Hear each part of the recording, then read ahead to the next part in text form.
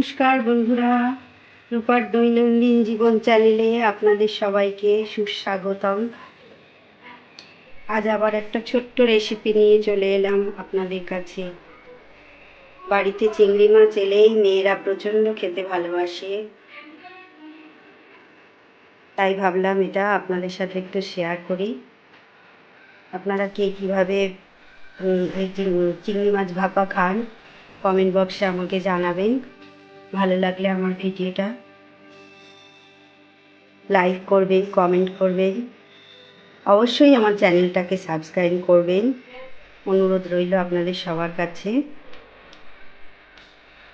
তাই এটা সব কিছু শিলের মধ্যে নিয়ে সামান্য একটু পেঁয়াজ, ছোট্ট একটা পেঁয়াজ কুচিয়ে নিয়েছি, আর এই যে 1 কোয়া রসুন, সেই সাথে 2টো কাঁচা লঙ্কা, আর এই যে সামান্য একটু সাদা সর্ষে, কালো সর্ষে আর পোস্ত শিলের মধ্যে এটা মিহি করে বেটে নেব। মশলাটা বাটা হয়ে গেছে শিলের মধ্যে। এবার আমি এক এক করে চিংড়ি মাছের মধ্যে সব কিছু দিয়ে এটাকে ম্যারিনেট করে নেব। এতে দেব পরিমাণ মতো নুন আর হলুদ গুঁড়ো,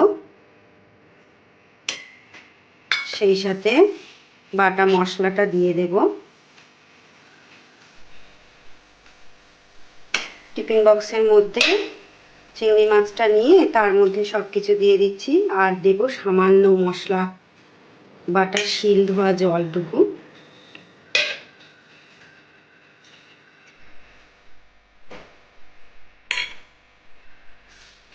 আর দিয়ে দেব কাঁচা সর্ষের তেল,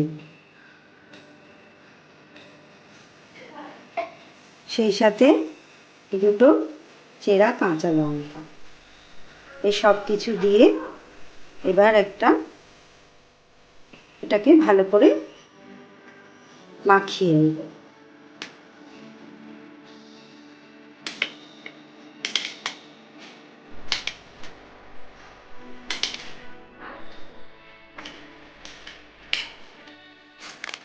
আর দিয়ে দিচ্ছি একটু কালার আনার জন্য সামান্য একটু কাশ্মীরি লঙ্কা। এবার এটা পুরোপুরি রকমই এটা রেডি হয়ে গেছে মাখানো। এইটা মশলা দিয়ে একটু ম্যারিনেট আগে থেকে করে রাখলে এটা খেতে আরও বেশি আরও ভালো হয়। সেটা হাতে সময় ছিল না, তাই আমি সাথে সাথে এটা মিশিয়ে নিয়ে এবার ঢাকনাটা আটকিয়ে দিলাম। দিয়ে এবার গ্যাসে আমি প্রেসার কুকার বসিয়ে তার নিচে একটু জল দিয়ে দিয়েছি, আর উপরে টিফিন বক্সটা বসালাম। বসিয়ে এবার এটাকে ঢেকে দিই। ঘরের মধ্যে বসিয়ে দিয়েছি, 2টো সিটি দেব।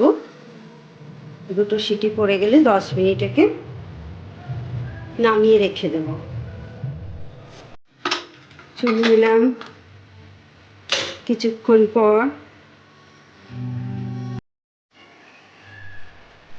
এটা 10-15 মিনিট বন্ধ করে রেখে দিয়েছিলাম।